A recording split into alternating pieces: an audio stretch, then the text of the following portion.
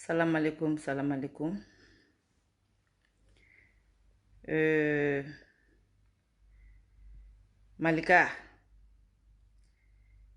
ka firiche koro. Ibika wuludenu nabo kubene doya.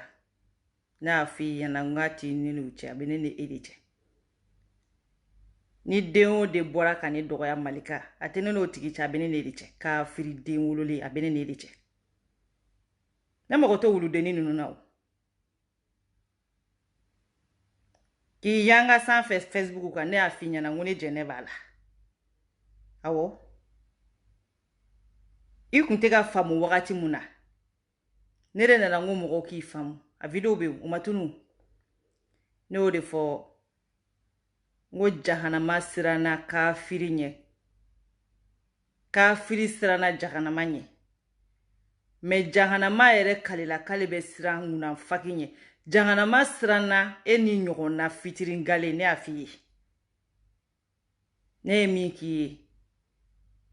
a tetu la min yaki. A musotu la min yaki. A gelema mogo mimi deme. Ni yo fitiri walea anogoyale nune den jume sadiri nye deni nga video ere ngale do ko bulla ne ko ya ko jene mi kungulu gla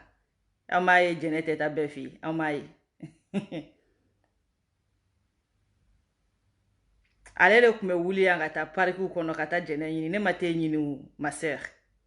aish ne afo yo ngo jene kune mena yere mogo de be bagane man nete se mogo ma nte se mogo fi sadiri au be au pinka upa amaya pourquoi ne bana mogo yala sino e deni ko Malika fima mune tora e ma mi fone mu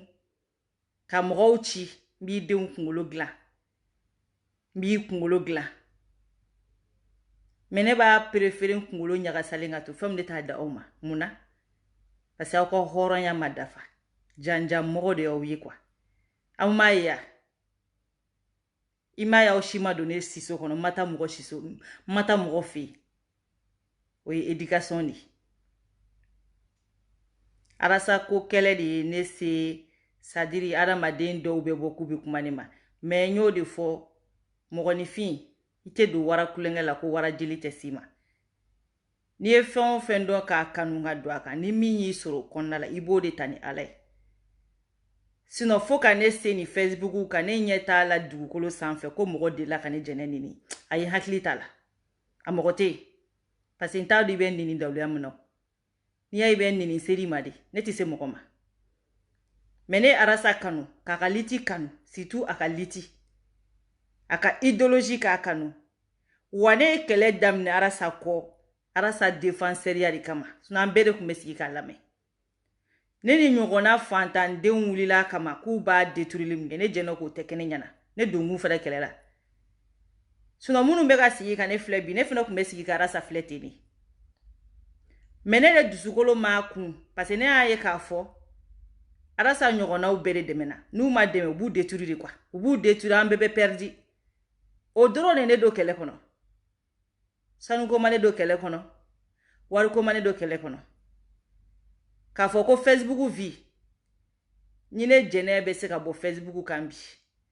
wallahi arasa be ka mogo munu kele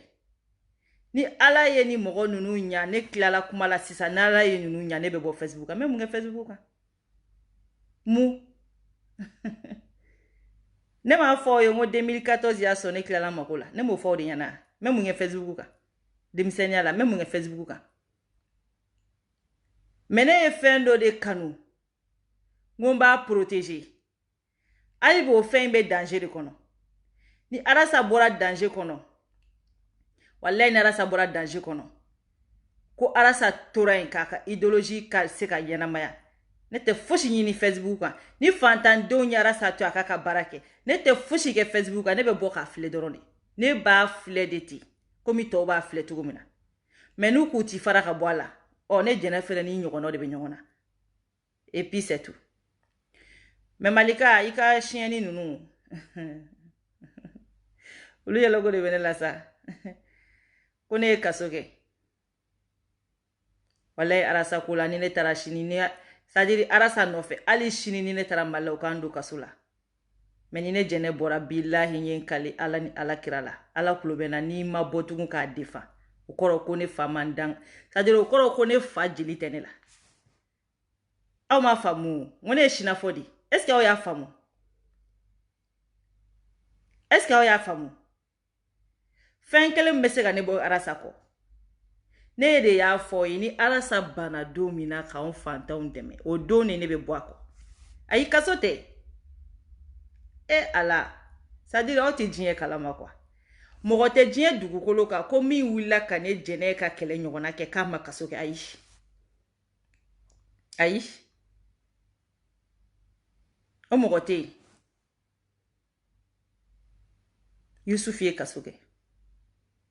nabi ɲuman kunu ala ka jɔn kunu n'a kun ko ala m'a kɛ a bɛ kɛ jɛnɛ ye jɔn ye jɛnɛ ka kaso ye mun ye ko jɛnɛ ye kaso kɛ kaso kɛ c'est-à-dire ni mɔgɔ ninnu yɛrɛ tɛ diɲɛ kalama quoi billahi mɔgɔ de bɛ se ka fasoko kɛlɛ kɛ k'i ti kaso kɛ Alifa Umaru Konare ye kaso kɛ Alifa Umaru Konare ye kaso kɛ ka tila ka Mali mara san 10 Alifa Umaru Konare aw tɛ diɲɛ kalama Kabarali ninnu ye kaso kɛ fo k'u faga olu fa ala anw ye mun kɛ sa ala Kabarali su bɛ mun fɔ ne jɛnɛ ye Kabarali su bɛ mun fɔ ne ɲɛna c'est-à-dire aw de wulila ko aw ye kɛlɛkɛlɛ ne ma fɔ ye wa c'est-à-dire mɔgɔ kulokɔrɔ gana de y'aw ye sa effectivement aw ti kɛlɛkɛla sinon mɔgɔ o mɔgɔ bɛ ni kɛlɛ ka tiɲɛ la a b'i kunkolo kɔnɔ ko un jour bi kaso kɛ awɔ n'i ma kaso kɛ o kɔrɔ k'i ti kɛlɛla yɛrɛ Kabarali su bɛ mun fɔ ne jɛnɛ ye olu m'u sara u faso nɔfɛ olu m'u sara ni denmisɛnninw nɔfɛ olu m'u sara ko Mali denmisɛnninw ka hɛrɛ sɔrɔ Kabarali bɛ mun fɔ ne Modibo Keita fagara k'a faso Modibo Keita bɛ mun fɔ ne Thomas Sankara sara olu bɛ mun fɔ ne ɲɛna Mandela ye kaso kɛ san 20 kɔ jɛnɛ ka kalo 2 bɛ jɔ Mandela ta kɛrɛfɛ Mandela bɔra ka tila k'a faso mara kaso ti fosi Fimani ta tiɲɛ ne marabatigɛ bɔ fu safu i ti kaso dɔn wa Yusufu de y'i kanto kaso kɔnɔ ko den o den wulila k'i bɛ ale ka kɛlɛ ɲɔgɔnna kɛ a bɛɛ lajɛlen bɛ kaso kɛ a bɛɛ kodɔnnaw ɲininka aw ti kodɔn c'est-à-dire aw nana aw yɛrɛ kɛ kodɔnna mais aw ti kodɔn kodɔnna bɛɛ ɲininka ko jɛnɛ bɛ kɛlɛ modèle mun na ko a jɔn bɛ k'a ye jɛnɛ ka kɛlɛ ɲɔgɔnna kɛ k'a ma kaso kɛ a dɔ fɔ kodɔnna dɔ ɲininka a tariku tɛ yen ko jɛnɛ bɛ kɛlɛ mun na ko mɔgɔ wulila k'o ɲɔgɔnna kɛ k'i ma kaso kɛ a tɛ yen n'i m'a kɛ o kɔrɔ de k'i ti ka jɛnɛ ta ɲɔgɔnna kɛ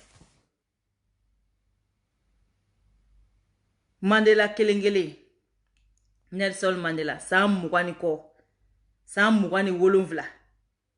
o ka kɔrɔ ni e si ye Nelson Mandela ye kaso kɛ san 27 kaso a faso nɔfɛ a kɔrɔlen ka bɔ ka tila ka Sud-Afrique mara Fimani ti diɲɛ kalama c'est-à-dire i bɛ mɔgɔ min ko wɛrɛ tɛ diɲɛ kalama kuma tɛ ma donc ne ka kaso ko kuma quoi a b'o bɔ c'est-à-dire a b'o bɔ ka vie la ne ka kaso kɔfɛ ne ye taga ko 4 de kɛ Mali la a tɛ min kalama taga ko 4 hali kalo tɛmɛnen ne bɔra Mali la kalo tɛmɛnen ne bɔra Mali la i tɛ min kalama n b'o f'i ye hali kalo tɛmɛnen ne jɛnɛ bɔra Mali la i tɛ min kalama n b'o f'i ye ka bɔ Mali la septembre ka bɔ Mali la août ne bɔ ni bole ne taara Mali la ça fait 3-4 fois i tɛ min kalama y'o di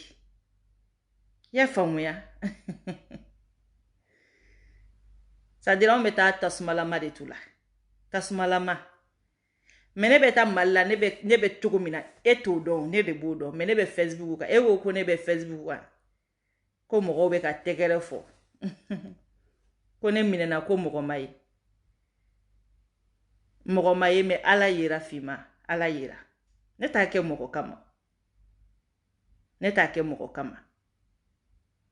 e ko mɔgɔ ma ye mɛ ala yera o bɛ ne bɔ o ala ma bon ni e ya e ka mɛ jama min ma ala ma bon n'o ya e bɛ mɔgɔ min kɔ kafiri den min kɔ ala ma bon ni o ya wa hali ni ne jɛnɛ minɛna sini bilahi ne y'o de fɔ tant que arasa bɛ kɛlɛ la ne bɛ bɔ n b'a dɛmɛ wa hali faamaw y'o de dɔn o la tu kelen bɛ ka ne to yen mɛ u b'a dɔn hali n'u ye ne minɛ sini ne jɛnɛ bɛ bɔ n bɛ arasa dɛmɛ n'u ko jɛnɛ min fɔ k'i to ka so kɔnɔ n b'a fɔ mɛ ni n bɔra n bɛ arasa dɛmɛ u yɛrɛ b'o dɔn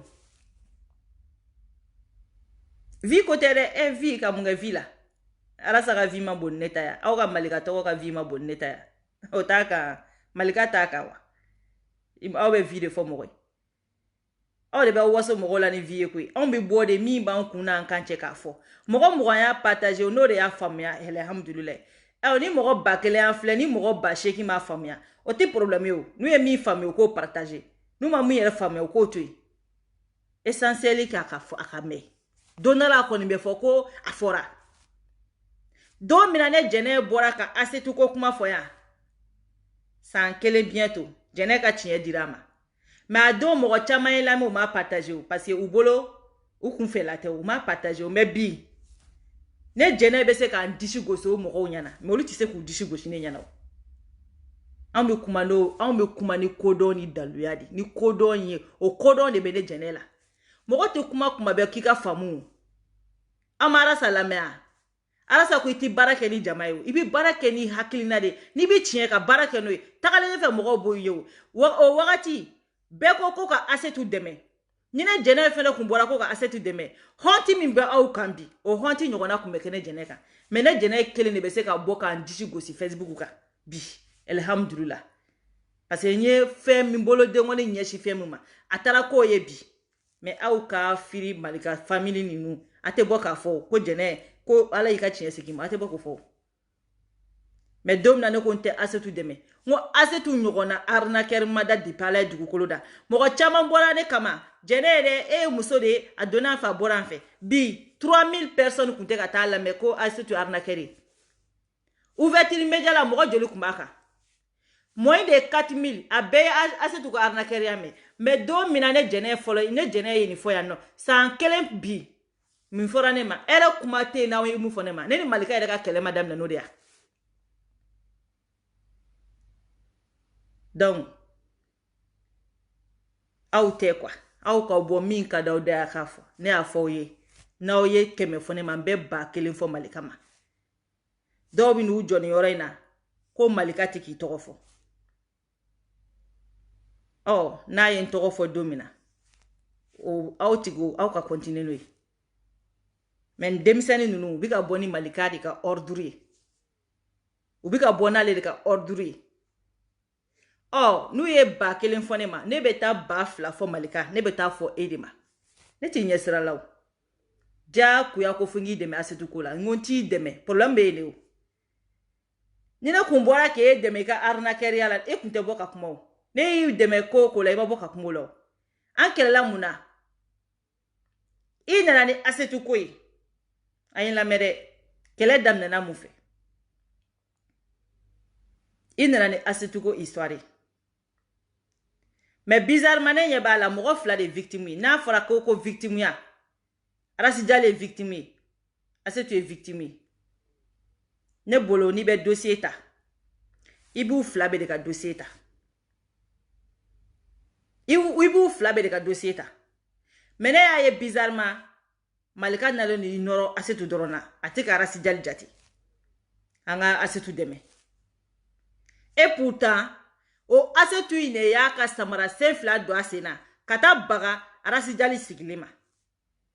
o Arasijali fɛnɛ o donna asetu ka jeu kɔnɔ ne bolo hɔrɔndenya aw bɛ danbe fɔ aw bɛ hɔrɔndenya fɔ aw bɛ halaladenya fɔ c'est à dire aw nɛn ka di i b'a fɔ ko lamu nɛnjaya tɛ mɔgɔninfin kunna bɔ koyi aw ɲɛna ko nɛnjaya de bɛ mɔgɔ kisi jahanama ma i nɛn ka di ani bɛ ka tiɲɛ fɔ o tɛ kelen ye kodɔnnaw de bɛ k'i suit moi je ne suis pas bête n'a jate mine horon denya la ni e Malika be deme ke i b'a fɔ an ye mɔgɔ fila dɛmɛ an ka ni mɔgɔ filaw dɛmɛ mais Malika y'a kɛ komi depuis Ala ka diɲɛ da Arasi Jali ma da diɲɛ kɔnɔ au contraire i bɔra ka Arasi Jali yɛrɛ gosi video la ko mɔgɔw kana Arasi Jali dɛmɛ ko mɔgɔw ka Asetu dɛmɛ parce que n'u fila kun dɛmɛna i ye taa tiɲɛniya ni o wari min yurugu yurugu i kun tɛ n'o dun obligé dɔ kunna di Arasi Jali fɛnɛ ka somɔgɔw ma mais Asetu ma labɔ Arasi Jali de kelen o Arasi Jali de kɔrɔmuso ka avocat bolo kɔnɔ wa Asetu ma labɔ de bolo kɔnɔ soutien zéro ali nɔnɔ Asetu den kun t'a sɔrɔ à la fin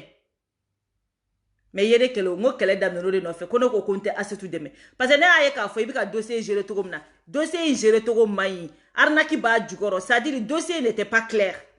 donc ne ko non choix la man d'an ye an ka choix la kɛlɛ tiɲɛ kan mais ka taa fɔ mɔgɔ ka bɔ fɛ mɔgɔ ka su ka bila choix la ko ka bɔ ka na choix la kɛlɛ ko ne bɛ dɛmɛ i fɛ o kan kan ne y'a fɔ aw ye ne bɛ mɔgɔninfin fɛn o fɛn ne ye tiɲɛtigi de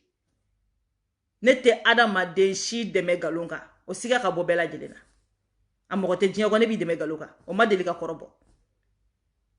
n ye fɔ n ko nin choix la ko in n ko nin mɛnna ten sa choix la non ni choix la ka fɛn b'aw bolo a ye bɔ n'a ye dɔrɔn a ma ban wa Malika ko mun na ne y'o fɔ kɛlɛ fa n'a ba bɛɛ filɛ o kɔrɔ n balimaw a tɛ min kalama kɛlɛ fa filɛ kɛlɛ ba filɛ m'a kɛ video ye m'a kɛ audio ye n ye écriture dɔrɔn de kɛ aw ni Ala cɛ ni Malika ne ye hɔrɔn den ye k'e ye halala ye ko danbe kisɛ kelen bɛ e Malika la ne ye publication dɔrɔn de kɛ a don o y'a sɔrɔ Asetu ko Gana ka gan kuma bɛ ka ca chambre 500D chambre 508 chambre tantɔ choix la an dala kuma caman na ne ye publication kɛ ne ko n ko mais o n ko ni choix la ko in yɛrɛ Gana quoi n ko il est temps Malika ka bɔ ni choix la ye n ko Malika ko k'ale tɛ bɔ ni choix la ye kun min na n ko Malika i yɛrɛ de b'o dɔn n mais ni choix la ka fɛn b'i bolo n ka bila choix la ka détruire an ka tɛmɛ ni ko wɛrɛ mais choix la an balalen no choix la ko la don o don prochaine fois ni 500D bina 508 bina fosi ti na an bɛɛ bɛ sigi film tɛ ban o ma an b'an si ko la wa on n'a pas ton temps min bɛ ni choix la cɛ e de b'a dɔn quand tu prends de l'argent des gens là moi je m'en fous mais an b'i kɔ liti noble dɔ de kan ni b'o kɛ i b'o kɛ ni t'o kɛ ni ye ko wɛrɛ don o kɔrɔ moi je te suis pas ne natalen t'i la i bɛ taa wariw minɛ i tɛ dɔrɔn bɛ di ne ma hali n'i y'a présenté ne tɛna minɛ donc e bɛ anw su ka e b'a fɔ ne ka tugu e kɔ o arnaque la pourquoi choix la e de dabara nana fɔ anw ɲɛna k'i t'a dɔn ne jɔn y'a don i da kɔnɔ e bɛ wuli don min na ka choix la piéger jɔn y'a e bila la ni e y'a dɔn k'e tɛ se ka bɔ ni choix la e bɔkun ni chambre 500D ko kuma ye e bɔnkun n'o ye Malika de bɔra yan nɔ ka video kɛ ka choix la gosi k'a fɔ an bɛɛ lajɛlen ɲɛna yan nɔ e tɛ layidu timɛ e bɛ wuli yɛrɛ k'e ye danbetigi ye k'e bɛ bamananya ko la e bɛ mun ni mun yɛrɛ la layidu yɛrɛ tɛ layidu timɛ mun ye ne yɛrɛ Malika nege bɔ ne la Malika ka ko fila de Malika nege bɔ ne la don fɔlɔ min na e Malika i y'a fɔ i ka petini ɲɛna ko anw baw karamɔgɔ ko ni fɛnw n bɛna n'i ye o mais ne tɛ perese aw ma walayi ne tɛ perese aw ma ni ne peresera aw ma ne b'aw ja bɛɛ ban ne y'o de f'i ɲɛna n ko Malika logiciel tɛ ne bolo mais n'i ye ba kelen fɔ ne ma Malika n bɛ ba 20 f'i ma bilahi ni m'i ka empire démantelé k'a ci k'a fɔ n ma tout ne y'a f'i ɲɛna i nana k'i bɛ liti mun kɛ i ka liti yɛlɛmala cogo min na ne b'a bɛɛ dɔn n y'i su de près de ni mɔgɔ minnu tɛ k'i su kɛ o y'olu ka problème b'i bolo mais moi je te suis de près i ma ko fosi daminɛ k'i y'a laban parce que quand i bɛ mɔgɔw gosi de ka taa wari ɲini fɛ n'u ye wari di i b'u ka dossier datugu e Malika wulila yan nɔ ka choix la ka t'i balan choix la bɛɛ b'a dɔn k'a fɔ Mali kɔnɔ mɔgɔ min ka girin ni choix la i b'o dɔn i y'o ta i y'o bila ten de ka n'i jɔ ma k'e y'o éduquer ko k'o choquer ko k'o éduquer c'est à dire quoi ne tɛ kuma e fɛ quoi ne ti kuma fe follow ina ko shwala donala ibora ye video ke ko shwala ko episode mun benna ki be boni shwala ka chamuru 500 de ne bolo horon de yala ni te boni chamuru 500 de ça c'est pas un problème pour moi o ma ke problème ne bolo maintenant il y a une explication de di ama on te suit na i kana fo ne kungo me boni chamuru ye a donata borata kerata mais malika boro ko fe malika yi sote malika makuma ambe kongole manelo kaka prochaine vidéo ko ye chamuru ko ye amana ne fe tout ça c'est pas un problème maintenant bolo dans ce cas il va aller ka dossier bo to ibitanu ko were mais il balade no choala à la fin ça c'est énervant à la fin c'est énervant donc ne a sebengo ni choala ko gana quoi donc do chambre 500 d kuma là-bas chambre 500 d mena boni yo do taraf ye ko i ka fentene bolo continue ka wado ma ne be boni ya duna fa boran fa i bora ko chen yere baga parce que aw bebe ka nyoko goshi ibi ko choala gauche fene be ke gauche a video te ya e bora ka video ke min kama ko e no be nyogona ko be ka ta wari ne choala la parce que abebe ka nyoko gauche a video be o manga takadoro ne ya fo awye e malika ngune tui ne ko malika i madoro ni ngune tui ne ti nyesrala ni ka fika deni nya kan tui comme ite ko dabla ite ka ga demsanu la bone kama mais ni ka demsanu ye ba kelen fone ma malika be ba muga de fima ba muga ba fima ni ma maloya kan kele wallahi fo ka dugukolo mbeleke ne te maloya ki kele fo sa ne be teni ne be arama dembo ya ne bi kanu mais ni ma maloya kan kele i mana ke ni ma jonjo ni ne i kanu ni ma maloya kan kele ne bi kele fo i kaburu kono itendondi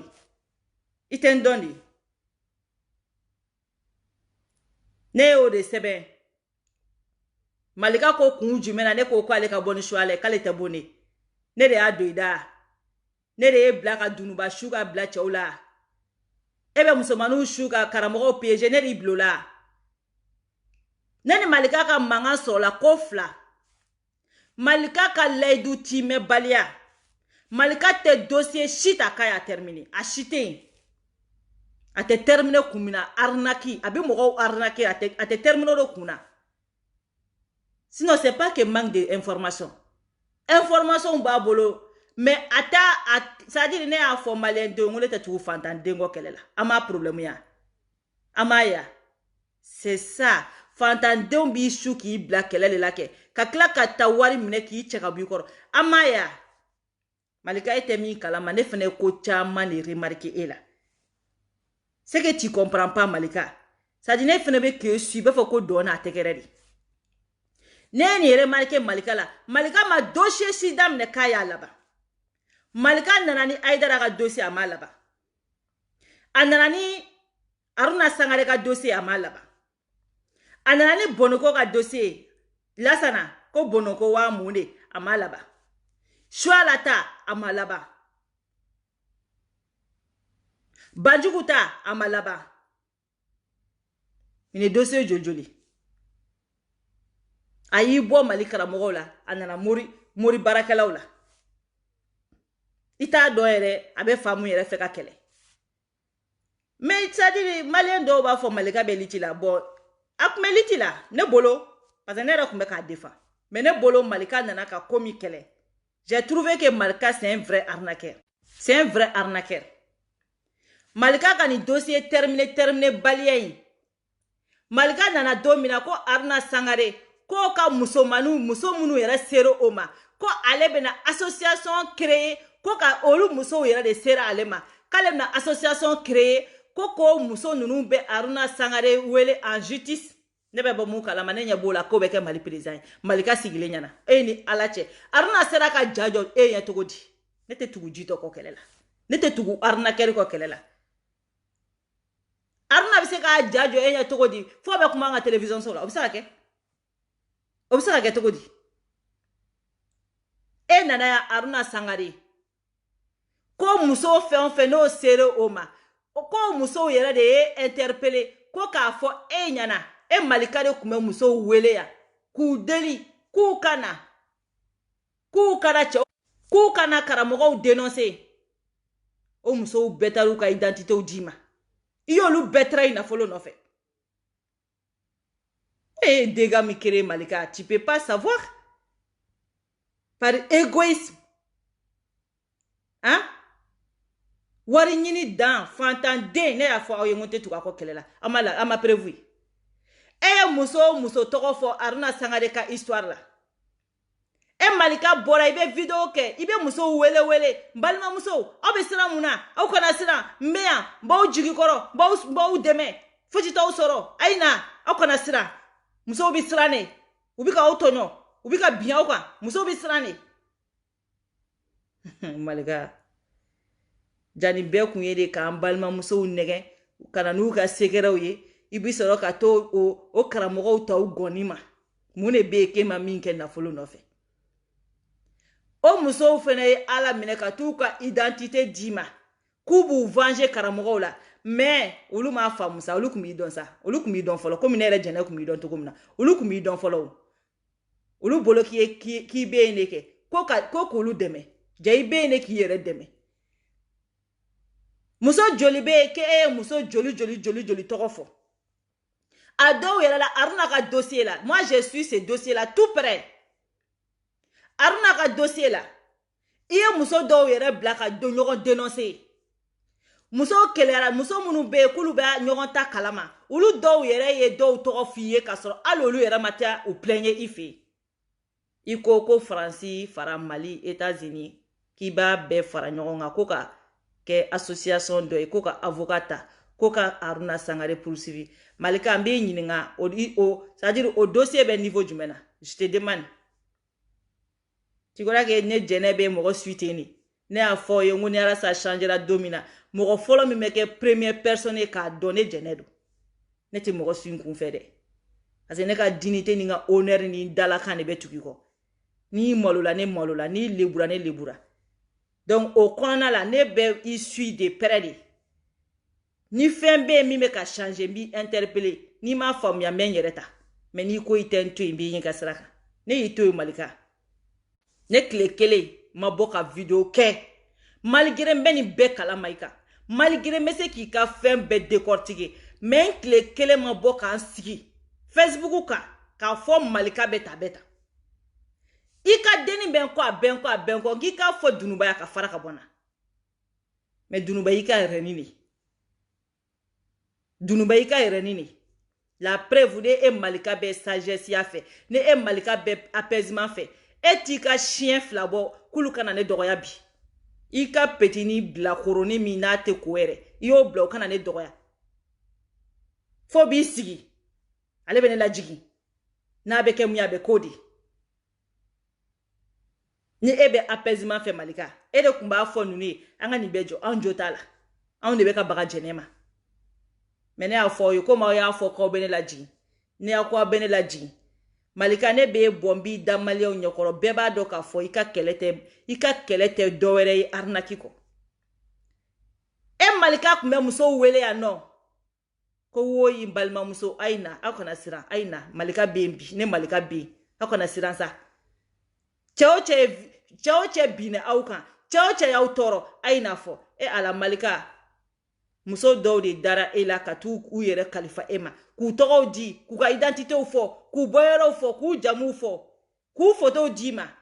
e y'o ta ka n'i ka arnaqueur denya n'i ka kafiri denya kɛ n'o ye Aruna k'o plainte a bɛ min o musow ka association bɛ min tiɲɛ u i y'o dossier datugu i ye Ala minɛ choix la dɔgɔnin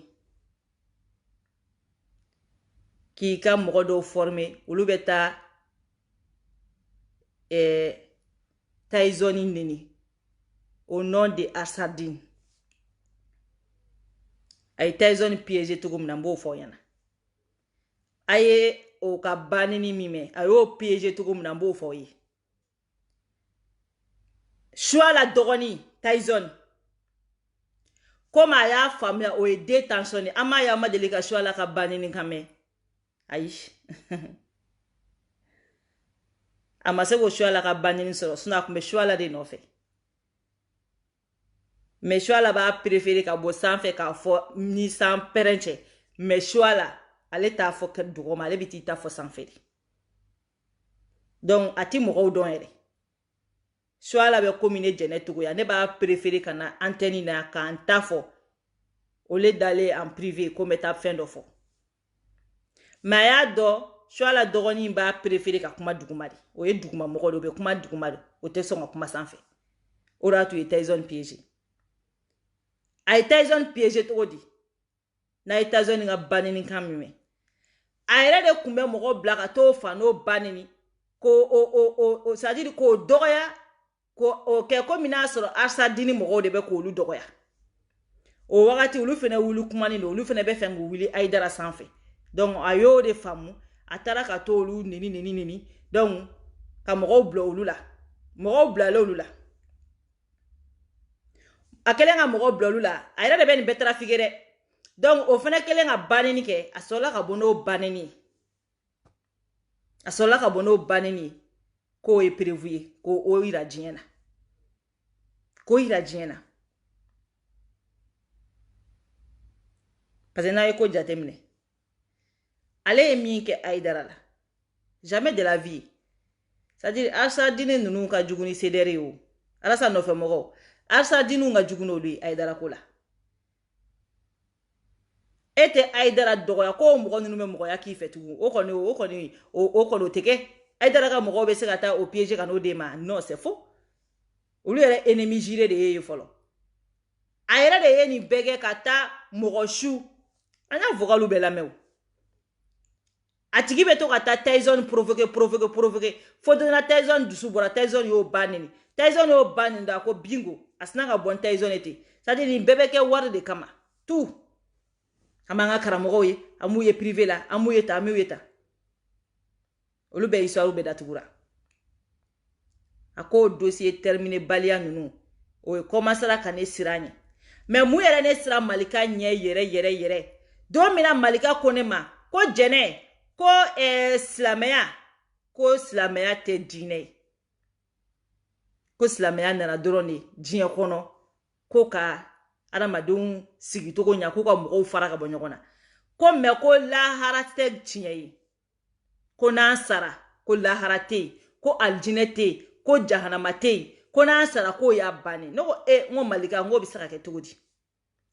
o de la i ko k'i bɛ bɔ ne ka vocal n'i bɛ bɔ ne ka vocal i bɛ bɔ ni nin fɔlɔ de ye fɔlɔ nin fɔlɔ k'i fa n'i ba kama n'i ye halaladen i ka bɔ ni ninnu ye fɔlɔ n'i bɔra n'o vocal ye o b'i ka hɔrɔndenya yira i ko petini ma i taara fɔ petini min ko ne y'a fɔ ko an ka musokɔrɔbaw tun bɛ taa mori baara kɛ ko ne y'o f'i ɲɛna ni ne y'o f'i ɲɛna o ti ko ba ye o ne y'o min fɔ e ye kɛ ne y'o fɔ n ka video kɔnɔ a tɛ ban ne ka fɔlɔ video t'olu lamɛn i bɛ t'o baden sɔrɔ kɔnɔ i bɛ t'o baden sɔrɔ kɔnɔ i ka petini ko i y'anw baw kisi mori baara ma e ma mɔgɔ si kisi mori baara ma i ko silamɛya tɛ diinɛ ye ko silamɛya tɛ fosi ye ko silamɛya nana dɔrɔn de ko ka mɔgɔw fara ka bɔ ɲɔgɔn na tellement que Malika ka ko kun ka bon ne ma kuma in ma don ne kun na dɛ a ye ne siran ɲɛ dɔɔni mais ne ma bɔ i ko la o i ka ko laban baliya de ne bɔ i kɔ parce que ne tɛ se k'a faamu quoi k'e bɛ dossier daminɛ k'i tɛ se ka terminer ne tɛ se k'o faamu quoi mais ne b'a dɔn i y'o min fɔ o tɛna don ne kunkolo kɔnɔ parce que c'est comme ni e y'o fɔ o kɔrɔ ko ala ko tɛ tiɲɛ ni ala ko tɛ tiɲɛ e de ye dugukolo dan e de y'i yɛrɛ dan wa e de ye sankolo dan wa e de ye baji fɛnsɛ wa e de ye kɔgɔji fɛnsɛ wa fiɲɛ mun b'e la k'a bila e y'o kɛ wa Malika ko ne ma ko lahara ko tɛ tiɲɛ ko alijinɛ tɛ yen ko jahanama tɛ yen ko n'an sara k'o y'a bannen pewu ko ni ne ko mɛ n ko Malika n ko mɛ n ko o normal n ko se ka kɛ i ko non ko nin bɛɛ ye de dɔrɔn ko ka mɔgɔw ja bugɔ mɔgɔw ka siran jahanama ko kuma ninnu bɛɛ dabɔra ko mɔgɔw ka siran diɲɛ ɲɛ dɔrɔn de ko mɛ ko en réalité ko c'est faux i donn'i ka 1900 je ne sais pas combien histoire la k'olu fɔ silamɛya nana cogo min ni fɛn mun na e Malika hali Malika ko la ko ala kira ma ci ko ala kira ma ci ye nin bɛɛ fɔ ne o ne fana ye tɛw f'i ye ne t'o dogo o parce que ni ne kun bɛ baro kɛ mais ne kun dalen b'i la ne bolo ngo i nalen no de ka Mali silamɛya min bɛ Mali kɔnɔ bɛɛ b'a dɔn k'o tɛ silamɛya o i b'i yɛrɛ nɛgɛ ala bɛ nin bɛ se ka kɛ ala ka silamɛya nin bɛ se ka kɛ ala ka silamɛya Faransi i bɛ taa Faransi yaala i tɛ baribele mɔgɔ ka du la ayi Faransi bɛɛ yaala i tɛ baribele mɔgɔ ka du la Faransɛ b'a ka pavillon datugu ka taa 1 mois kɛ vacances la ka n'a sɔrɔ hali kɔnɔ ma s'a ka minɛ ma mais Mali la baribele tɛ du bɛɛ la zon tɛ tilen ka don mɔgɔw kan ne bolo i nana k'o de tilen ne bolo de ngi nana k'a tilen ne m'a dɔn ngi nana ko ka silamɛya détruire depuis malika o fɔ de ne siranna malika ɲɛ ne bolo de i nana silamɛya mun bɛ karamɔgɔw bolo bi n'u dɛsɛlen bɛ ka ala ka tiɲɛ fɔ ka to faamaw ko boliboli la ka to tiɲɛ fɔ baliya la diɲɛ nafolo boliboli la ne bolo ngi nana ka maliyɛndenw ɲɛ dayɛlɛ k'o silamɛya de tilen mais ne t'a dɔn k'e nana k'a bɛɛ yɛrɛ tiɲɛ quoi ne y'o dɔ i la ka tila ka arnaque fara kan ah non comment ne bɛ to kɔ ne bɛ to kɔ mun na ne y'o de dɔ i la ka tila ka arnaque fara kan mais pourtant ne dun tɛ bɔ k'a fɔ mɔgɔ i bɛ ta moi je m'en fous de toi ni mɔgɔ min ko k'a b'i su hali sini sɔgɔma c'est son plein droit et ni ne fana ko ne t'i su ne to yen nɔ mɔgɔ ba yirika bɛ k'e su ne kelen ko t'e su e tɛ fara ka bɔ ne la ko fɔ e ka ne jigin ka bɔ Facebook kan e bisimila diɲɛ bɛɛ bɛ k'i su i tɛ to n'olu ye i ka ne to yen nɔ n tɛ si maa mago t'i la n t'i ka video partager n t'i critiquer i tɔgɔ kisɛ kelen a tɛ bɔ n da kɔnɔ n tɛ video k'i kan mais munna i ka denni tɛ fara ka bɔ na munna aw b'a fɔ ko aw b'aw najigi ke aw b'aw najigi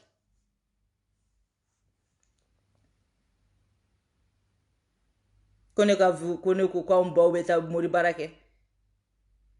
i ma bɛn ni dɔnnibaga ɲuman de kɛ hali sini ne yɛrɛ bɛ taa mori baara kɛ hali sini ne bɛ taa alors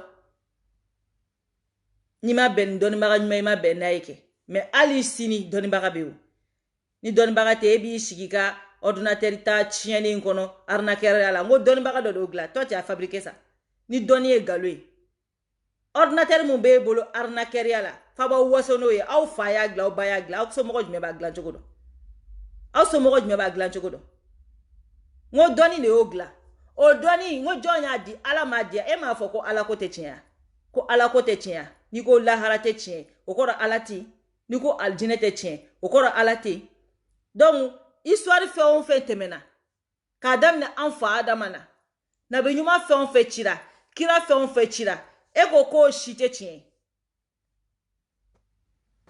ala kira sallallahu alaihi wasallam kira 300 kɔna kira 300 kɔ de nana k'a sɔrɔ ala kira sallallahu alaihi wasallam ma ci mais malika ko k'o bɛɛ nkalon k'o bɛɛ nana ko ka jinɛtɛ sigi cogo de ɲa mais o fɛn o fɛn nana o bɛɛ y'a fɔ ko jahanama bɛ aljinɛ bɛ ayi malika ko k'ayi k'o tɛ e fantanden ɲɛ farajɛ maliyɛn e yɛrɛ ka jamana yɛrɛ bɛ le bas du monde échelle la e ka jamana yɛrɛ bɛ le bas e bɛ n'i jɔ k'e bɛ kuma mɔgɔw ɲɛkɔrɔ k'e bɛ silamɛya kɛlɛ un enfant pauvre e yɛrɛ ka jamana yɛrɛ tɛ calculer jamana yɛrɛ fɛ diɲɛlatigɛ yɛrɛ dugukolo kan fɔlɔ e b'i jɔ k'i disi gosi k'e bɛ silamɛya kɛlɛ e bɛ se k'ala kɛlɛ e bɛ se k'ala kɛlɛ e ka jamana e sera ka mun ɲa maliko la pa paga i bɛ taa mali kɔnɔ k'i jɔ i bɛ mɔgɔ 100 ɲininka ko malika ye joli 99 b'a fɔ k'a t'a dɔn e ka kɛlɛ bɛ Facebook kan na de e ma wala a balalen bɛ waritigiw ni karamɔgɔ ninnu na parce que olu de bɛ dɔn Facebook kan a b'olu arnaquer yen nɔ mais ka fantanw dɛmɛ e ka kɛlɛ jumɛn bɛ ka fantanw dɛmɛ e ka activité bɛɛ bɛ Facebook de a bɛɛ n'i ye ka kuma sele dugu kɔnɔ fo n'anw y'a fɔ an kɛrɛfɛmɔgɔw ye sinon e ka kuma jumɛn bɛ se dugu kɔnɔ a y'o de dɔn n'i bɛ kɛlɛ kɛ k'e bɛ fɛ ka Mali dɛmɛ fantan kuyeli minnu bɛ taga u ka warimisɛnninw di i b'olu de dɛmɛ k'olu bila baara kan ka denmisɛnninw de bɔ chômage la e sera k'o kɛ ya n'a ye mun tɔgɔ fɔ dɔrɔn ni dɔɔnin b'o kun abe million ni million fla ko ni bi kun ate fara ka bo labli faka wa keme fushi ka bola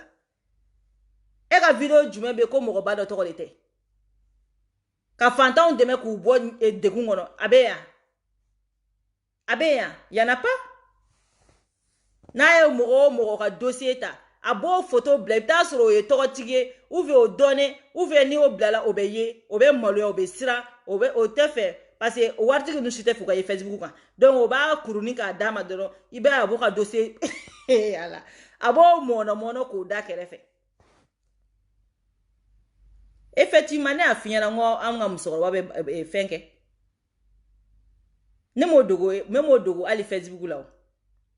Musa Kalangala ni kele tana ka video koro la jeke comme awte mo ka video fena la jaw so ala mahina Musa Kalangala ne a fo benyana ngo Musa Kalangala ni arnaquerie ngone batara ne ka defusa ne ba ko kangata Musa Kalangala ni fe ne ko amango ai kaka bigi ko azad ko Azizu Dayano no ngam so mama ngo ai aya ganga gando ko ngangata antara Musa Kalangala ne bigiji ne ni histoire info malikani to min kalama ne ni fo nga video ko na te ban Musa Kalangala ne bigidi antara bigi bla sokono Musa Kalangala ne mufo ko ni bigi ko ni mo kele bolo magara bigi la ni ne rete ko ne te defuso de para no ko ngam so ba nganga wuli ka boni fi ngoni ko sugu nunu ni kungoni mane kungolum ne akone makono ko antora te nto Musa bigidi wa flani keme duru ana bigi bla defu sali ere kono professeur munu be maître munu be ke sali kono kan surveiller ka de fin dama examen sujet dama ne ka bigi fla ere de bla bigi mene bolo ka sebeni ke maître nana dolo ka ne ka bigi foshi Musa ka bigi ka foshi o ya soro ne kunga esike fin de la kasna nga esiko la tinto ka ne ka bigi shodi bolo de pa ya ke donne du susna nga chien no ko ngosa ye ngone afo mso banyala ngoni ko sugunu manne ngafile ngone te defuso me defu résultat bo ne to ko yirala ne ni histoire ne fiyana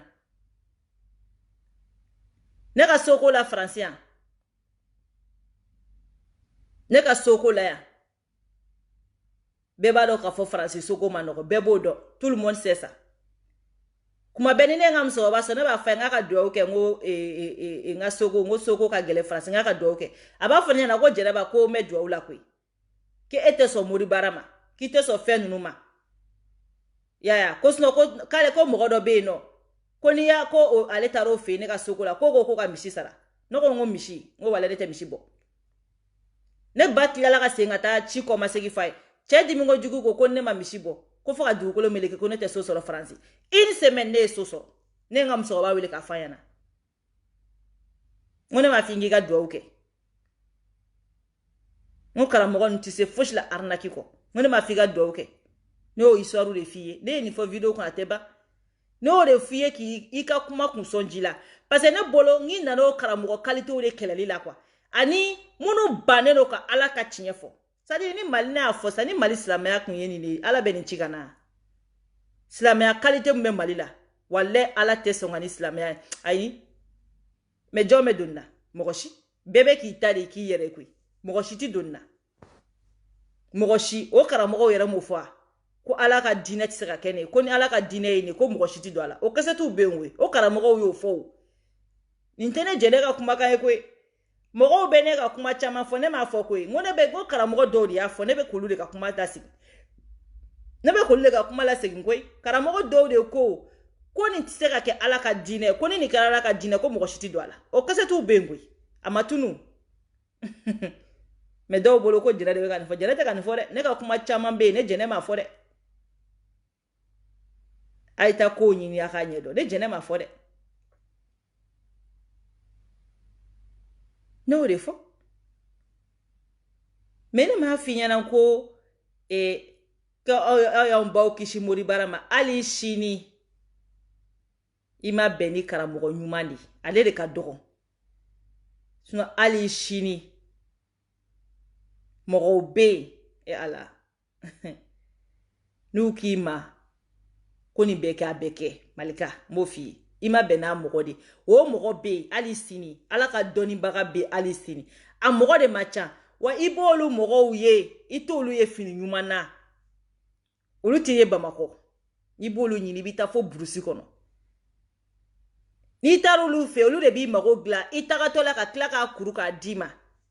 kikata ni trani million olu ma olu ba fi ma ko non ko mogo ti bolu kata million dia mais munu mina arnaki ala Bamako olu ka tolu muruma de mori nyana ma be soro village de la tabali bitu sigi olu ti bouger koy olu ti bouger ali shini ni tara olu bi mago gla wa ali sini mogo benu ko ala ke wallahi ala beso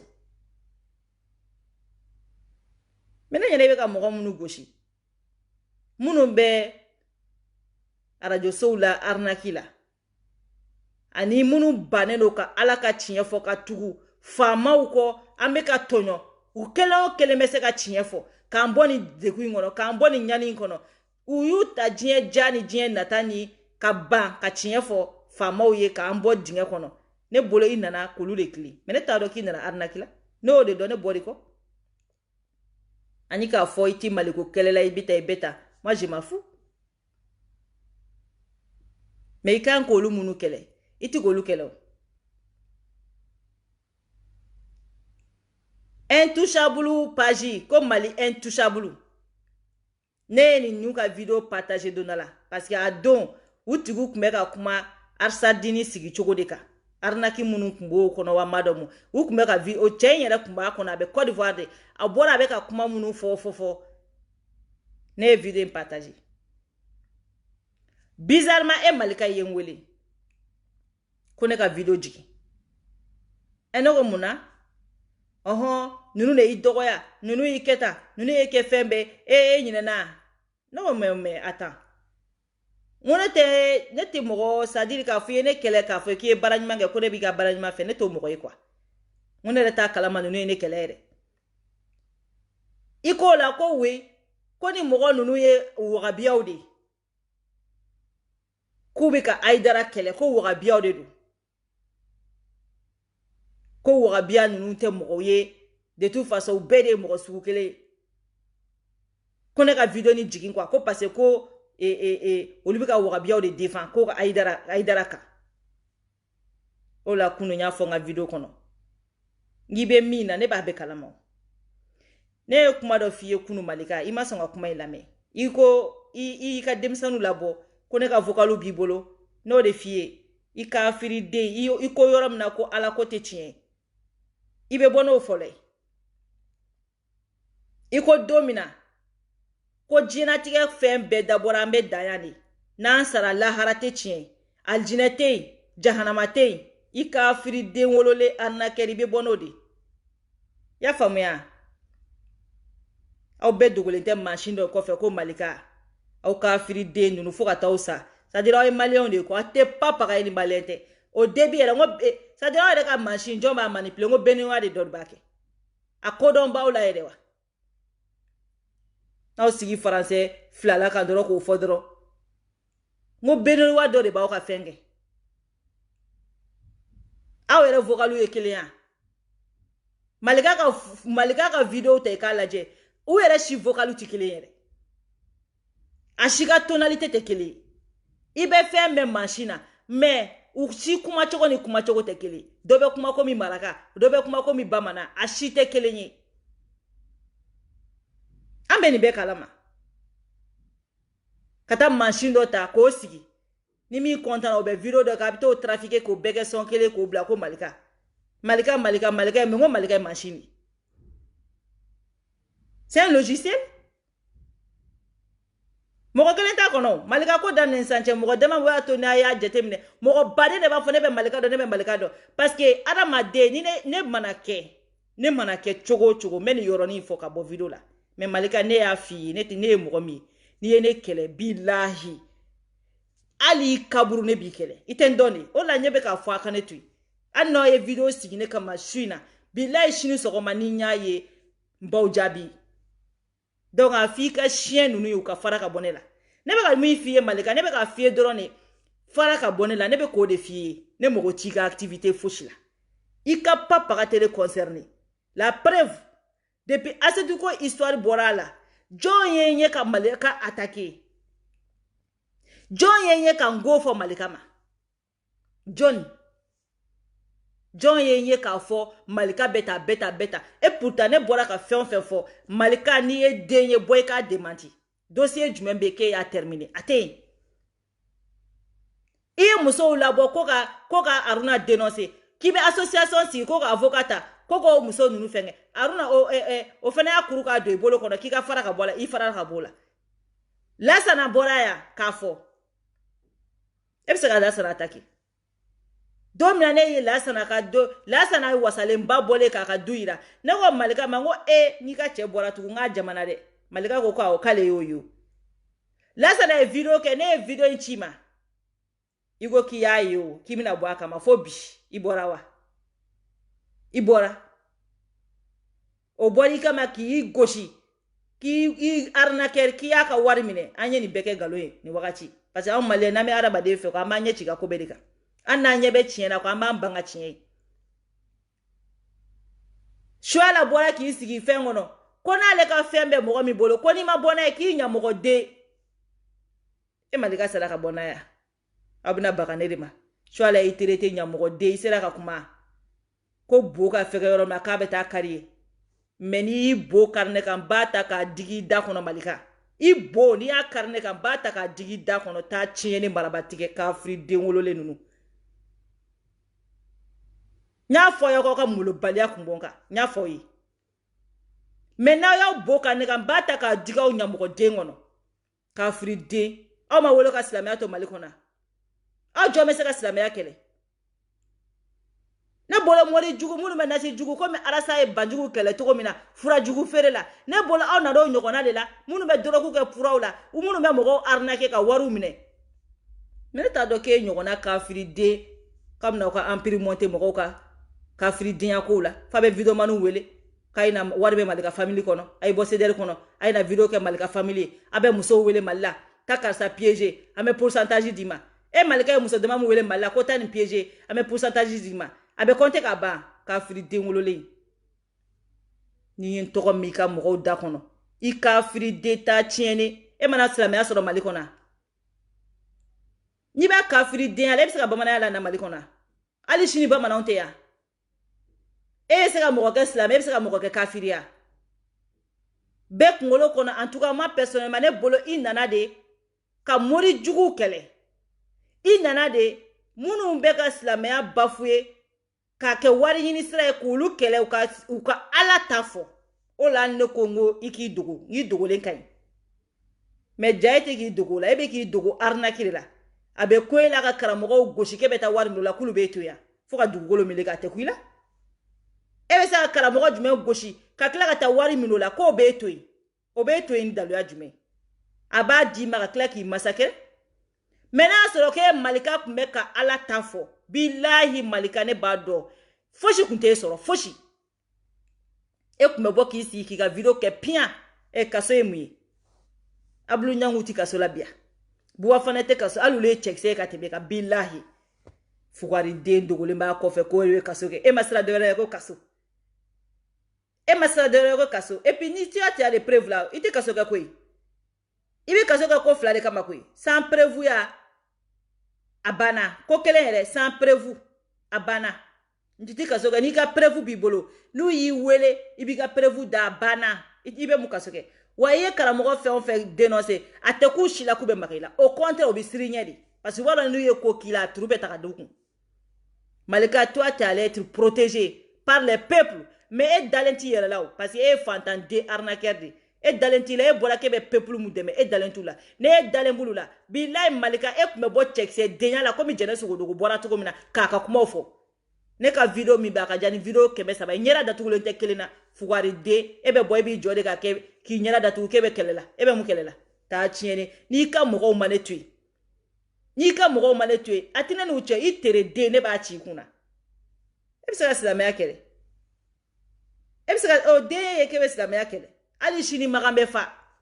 hali sini n'a fɔra ko an ka taga hiji la mɔgɔw bɛ taa ka firi de ere be mɔgɔ ka jitaga waduma ngan tɔgɔ sɔrɔ da kɔnɔ mɛ nga video jɔnya ntibu kama tugun mɛ ni bɔran kama ou bien k'i ka denmisɛnninw bila k'u ka bɔn kama Malika an bɛ ɲɔgɔn na nti dɔwɛrɛ f'i ma dɛ n y'a f'i ye n'i ka ne jigi tɛ mɔgɔ si ka ni kɛlɛ in na personne ne yɛrɛ bɛ se ka n ka daga sɛgɛ bɔ n jigi tɛ cɛ si kan n jigi tɛ muso si kan mais Malika n y'a f'i ye i kan to yen mɔgɔ minnu bɔra Arasa kɔ k'u y'u ci bɛ bila k'u ka Arasa détruire ne bɔri kɔ n b'i détruire m'a ɲini k'i détruire n bɔri kɔ n y'i sigi n ka kalime ma a video tɛ yen ko n bɔra ka video min kɛ ko maliyɛnw a ye bɔ Malika kɔ arnaqueur don a video tɛ yen mais et pourtant i ka mɔgɔw Bafajaw ye nɛni mun da Arasa kan ne b'a dɔn ne tɛ se ka Bafa gosi n'i ma se e ma mais e ɲɛna ko mɔgɔw tɛ kuma ko siranya de don mɔgɔw ka fɛn bɛ n bolo mɔgɔw ka fɛn bɛ n bolo e ka fɛn tɛ mɔgɔw bolo quoi arnaqueur den e bɔra ka mɔgɔ dama ma arnaquer e ka fɛn tɛ mɔgɔw bolo e ka cɛ tɛ kaso la hali sini Bamakɔ cɛ min kun bɛ taa aw ka wariw minɛ karamɔgɔw la u m'a ju dera a tɛ kaso la fiti c'est-à-dire quoi Malika ye fitiri wale den de a filɛ k'o cɛ in fɛnɛ filen to kaso kɔnɔ a t'a lo wele cɛ min kun bɛ taa ka wari minɛ u y'o de minɛ à la place de Malika mun kun bɛ taa arnaquer parce que a y'a ta bɔ karamɔgɔw la ka taa ɲɛsin politiciens ma politiciens y'o de dɛrɛ a delila ka woni cɛ dɔ ye o ye 6 millions kuru k'a d'a ma a prévu bɛ yen Malika i b'a kalama 6 millions ni ko ci cɔgɔ cɛ ye wari mun di i b'a dɔn mɔgɔ kalanenw tɛ baara kɛ kunfɛ cɛ ye wari mun di ka tila k'a prévu di an ma Malika i y'o cɛ ka dossier i y'o bila yoyi n b'a bɛɛ kalama i y'o fɛnɛ ka dossier bila a y'a ta lase politiciens ma dɔrɔn i m'a ye a y'a sama ka bolo da la a y'a ta lase politiciens ma dɔrɔn depuis lu y'a ka cɛ minɛ k'o enfermer a ka cɛ bɛ bolo la hali sini a t'a lo wele aw minnu bɛ Malika kɔ wuluya la kɛ k'aw bɛ bɔ ka ne dɔgɔya a k'aw sigi k'a lajɛ bilahi aw k'aw sigi k'a lajɛ Malika ye mɔgɔ dama mun don problème kɔnɔ n'aw b'a kalama a tɛ n'aw jɔ mana kan fɔ la mɔgɔw da la ta tiɲɛ ni n ko ne kun b'a kɔ donc ni ne kun bɛ n bolo ka f'i ye n bɛ video jɔya mun daga di la i ka ko to ta an bɛɛ bɛ ko to ta mais n'i ka mɔgɔw bɔra sini ne kama Malika n bɛ bɔ n fɛnɛ bɛ lancement kɛ i ye mɔgɔ o mɔgɔ arnaquer mais n ye n ka inbox dayɛlɛ u bɛɛ ka na n'u ka prévu ye k'a bila ni min kɛlɛ f'i zɛmɛ i ka fɔ ma tu ɲamɔgɔ de wa n comptelen tɛ mɔgɔ si ka dɛmɛ ko f'i ɲɛna o de kun don